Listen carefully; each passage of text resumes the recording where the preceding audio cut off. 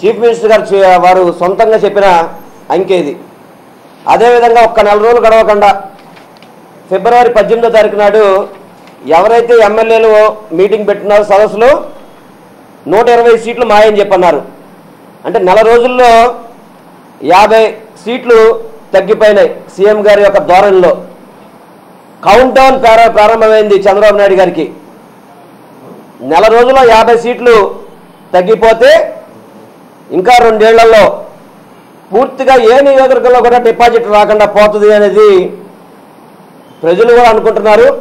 చంద్రబాబు గారికి కూడా తెలిసింది.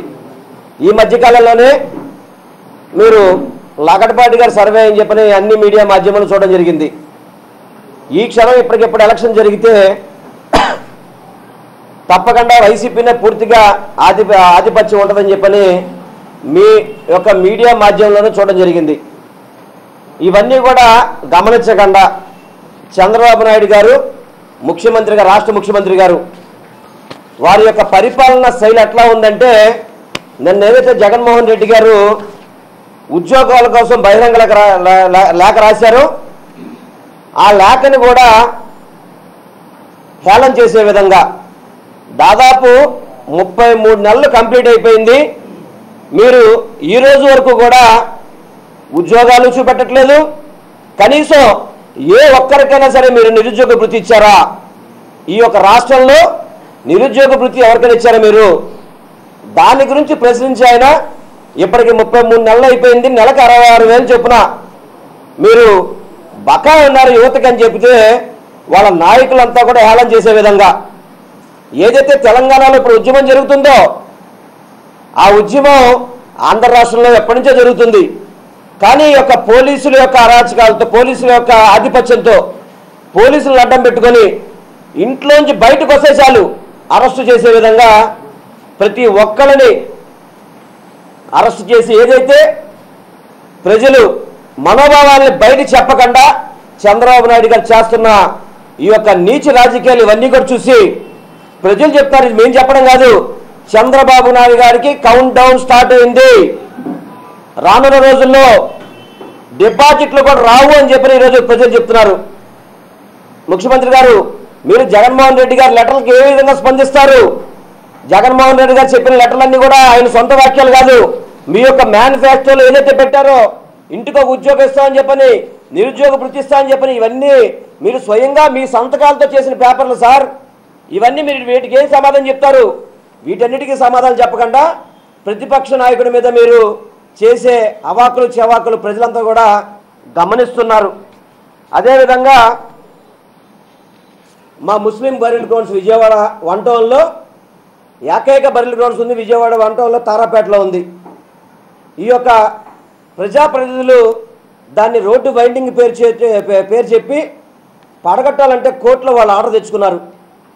కోర్టు ఆర్డర్ను కూడా లెక్క చేయకుండా మీరు అధికారులు పంపించి కొలతలు వేస్తుంటే ముస్లిం సోదరులు అడ్డుకోవడం జరిగింది. ఆ ముస్లిం సోదరుని ఏదైతే కోదండరామ్ గారిని మీరు తెలంగాణలో టీఆర్ఎస్ ప్రభుత్వం అరెస్ట్ చేసిందో ఆ విధంగా వించిపేట, తారాపేటలో ఉన్న ముస్లిం సోదరుల్ని అర్ధరాత్రి 2 గంటలకు తలుపులు పాల్గొట్టి వాళ్ళందరినీ కూడా అరెస్ట్ చేసి ఈరోజు రిమైండ్ పంపించారు. అంటే కోర్టు ధిక్కారం కింద ఏదైతే మీ యొక్క ఎమ్మెల్యే ఉన్నారో ఎమ్మెల్యే అరాచకాల్ని ఈ పోలీసులందరూ కూడా ఈ విధంగా చేయడం బాధాకరం. ఇందాక రోజా గారి మీద కూడా పోలీస్ సంఘ నేతలు మాట్లాడడం జరిగింది. నిజంగా వాళ్ళు పోలీస్ సంఘంలో ఉండి రోజా గారు ఏం మాట్లాడారు?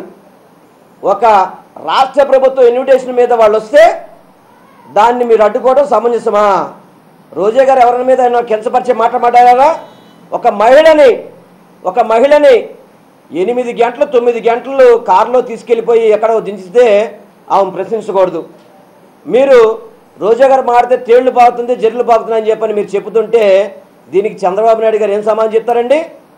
ఒక మహిళా సదస్సు పెట్టి ఒక మహిళా ఎమ్మెల్యేల మీద ఈ విధంగా పోలీసుల అసోసియేషన్ సంఘాల పేరుతో మీరు మాట్లాడుతుంటే ఎంత బాధాకరంగా ఉందండి. మీరు ఇప్పటికి కోడెల శివప్రసాద్ గారు స్పందించాలి.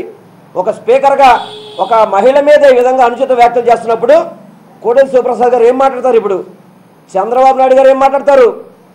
ఇవన్నీ కూడా పూర్తిగా ఈ యొక్క సంఘాలన్నీ కూడా అధికార పార్టీలకు తొత్తులుగా అధికార ప్రభుత్వానికి తొత్తులుగా వ్యవహరించడం చాలా బాధాకరం.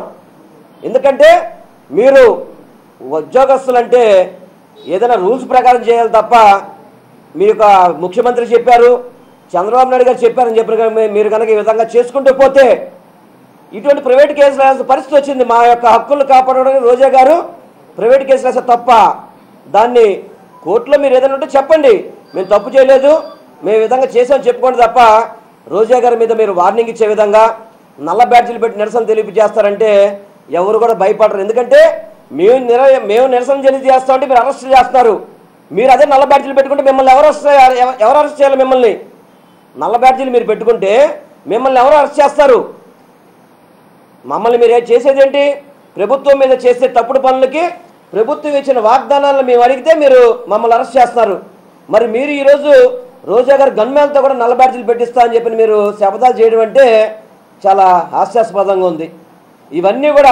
ఇవన్నీ గమనించి గౌరవ ముఖ్యమంత్రి గారు స్పందించాలి. ఇవన్నీ కూడా జగన్మోహన్ రెడ్డి గారు ఉన్న వాస్తవాలే మాట్లాడుతున్నారు. మీరు ప్రత్యేక హోదాని తొంగలో తొక్కారు, రైల్వే జోన్ని తొంగలో తొక్కారు, కడపలో ఉక్కు ఫ్యాక్టరీని తొంగలో తొక్కారు. ఇప్పుడు మళ్ళీ దాన్ని కప్పిపెట్టే విధంగా ప్రత్యేక ప్యాకేజీ చట్టబద్ధత కావాలని చెప్పి మళ్ళీ డ్రామాలు చేస్తున్నారు. మీరన్నీ కూడా ఈ డ్రామాలన్నీ కూడా ప్రజలు గమనిస్తున్నారు. తప్పకుండా మీరు చేసే ఈ యొక్క అరాచకాలు కానీ మీరు చేసే ఈ యొక్క ఘటనలు కానీ రాష్ట్ర ప్రజానికం అంతా గమనిస్తుంది. దానికే మేము చెప్తున్నాం, మీ యొక్క కౌంట్ డౌన్ స్టార్ట్ అయింది. ఈ కౌంట్ డౌన్లో మీరు ఓడిపోతామని తెలిసి ప్రజలతో ఆదరణ కోల్పోతున్నామని చెప్పి మీరు మతిస్థిమితం లేకుండా మీరు మాట్లాడే మాటలన్నీ కూడా ప్రజలు గమనిస్తున్నారు. అందుకే జగన్మోహన్ రెడ్డి గారు వీటన్నిటి మీద ఉద్యమం సాధిస్తున్నారు. ఏదైతే నిరుద్యోగ భృతి ఉందో, ఉద్యోగాలకి ఇంటికి ఉద్యోగం ఉందో, మీరు కనుక ఈ లెటర్ మీద స్పందించకపోతే మా నాయకుడు రాష్ట్ర వ్యాప్తంగా దీని మీద ఉద్యమం స్టార్ట్ చేయడం స్టార్ట్ అవుతుంది. యువతను ఇబ్బంది పెట్టబాకండి. అదేవిధంగా వీళ్ళు ప్రచారాలకి తప్ప పెన్షన్లు మేము 1000 రూపాయలు ఇచ్చామని చెప్పి 1000 రూపాయలు చెప్తుంటే నిన్న ఒక వృద్ధుడు వచ్చారు, 71 ఏళ్ల వయసు ఇతనికి. యాక్చువల్గా కాంగ్రెస్ ప్రభుత్వంలో ఆ రోజు రాజశేఖర్ గారు ఉన్నప్పుడు ఇచ్చిన పెన్షన్ ఇది. అదేవిధంగా ఈ యొక్క ప్రభుత్వంలో కూడా 1000 రూపాయలు డబ్బులు ఇచ్చి ఇప్పుడు రికార్డులో ఇతను చనిపోయాడని చెప్పి చూపెడుతున్నారు. ఈరోజు ఎంత దారుణం అండి! మీరు పెన్షన్లు 1000 రూపాయలు ఇచ్చామని చెప్పని ఇచ్చిన వాళ్ళందరికీ నోట్లో మట్టి కొట్టే విధంగా ఇచ్చుకోండి. అప్పుడు ప్రభుత్వం ఏమో పెన్షన్ పుస్తకం ఏ విధంగా ఉంది, ఇప్పుడు ప్రభుత్వం పెన్షన్ పుస్తకం ఎట్లా ఉంది? ఇది చంద్రబాబు గారు జేబులో డబ్బులు ఏమైనా ఇస్తున్నారా? ప్రభుత్వం డబ్బులు చంద్రబాబు గారే ఆయన జేబులో డబ్బులు ఇస్తున్నట్టుగా అడ్వర్టైజ్మెంట్లు, పచ్చ కలర్లు, దీని మీద ఏంటండి ఇవన్నీ? ప్రచారాలకు తప్ప ఈ ప్రభుత్వం ఏమీ చేయట్లేదు. ప్రచార ఆర్భాటాలన్నీ కూడా చాలా ఇబ్బంది పెట్టే విధంగా ఏంటంటే ఇది మేమే ఇస్తాం, మా హెరిటేజ్ నుంచో మా ఇంటికాడ నుంచో ఇస్తున్నట్టుగా ఇవన్నీ కూడా ప్రజలు గమనిస్తున్నారు. మీరు ఇప్పటికైనా కానీ ఈ ఊకదంపుళ్ళు ఉపన్యాసాలు ఆపి ఏదైతే మీరు మేనిఫెస్టోలో పెట్టారో మహిళలకు కానీ, రైతులకు కానీ, యువతకు కానీ మీరు ఇవన్నీ కూడా నెరవేర్చాలి. లేకపోతే కనుక రానున్న రోజుల్లో వైఎస్ఆర్సీపీ పార్టీ తరఫున మేము ఉద్యమించి ప్రజల తరఫున పోరాడుతాం. మీరు ఎంతమందిని అరెస్ట్ చేసినా కానీ ఎన్ని రోజులు అరెస్ట్ చేస్తారో మీరు ఎన్ని రోజులు లోపల ఉంచుతారు మీరు చూస్తాం. అది కూడా చూస్తాం, ఇబ్బంది ఏం కాదు. ఎన్ని రోజులైనా సరే ప్రజల కోసం మేము చేసేది ప్రజల కోసం పోరాటం కాబట్టి తప్పకుండా మేము వాళ్ళతో పాటు పనిచేస్తామని తెలియపరుచుకుంటూ చంద్రబాబు నాయుడు గారికి మరొక్కసారి మీ యొక్క మేనిఫెస్టోని ఏదైతే అన్నీ ఉన్నాయో నిలబెట్టుకోవాలని చెప్పి తెలియపరుచుకుంటూ మరొక్కసారి నాకు ఈ యొక్క విజయవాడ నగర బాధ్యతలు అప్పచెప్పినందుకు మా నాయకుడు జగన్మోహన్ రెడ్డి గారికి ధన్యవాదాలు తెలియపరుచుకుంటూ సెలవు తీసుకుంటున్నాను.